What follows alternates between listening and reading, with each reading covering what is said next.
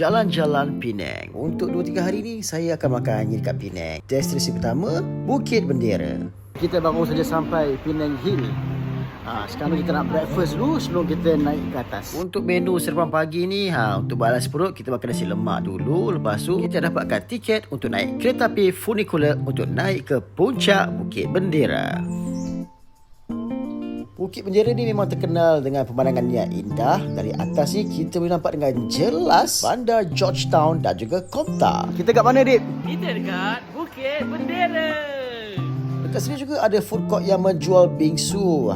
Saya makan bingsu mango. Harga dia RM12.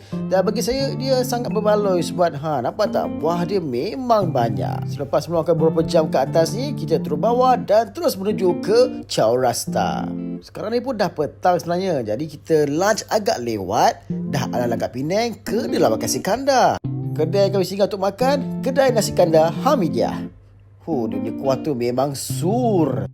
Penang memang terkenal dengan makanan dia. Lepas makan nasi kandar, kami pergi kedai sebelah Chaurasta tu makan cucuk udang ataupun lebih sekali sebagai eci. Rasa eci dekat Penang termasuklah tahu ataupun tokwa kat sini tak sama macam dekat KL. Untuk air, kami minum ais 3 cup. Pagi dah settle, petang dah settle. Untuk malam, tadi dah makan nasi kandar. Untuk penutup, kita makan pula pasembok. Memang puas hati hari ni.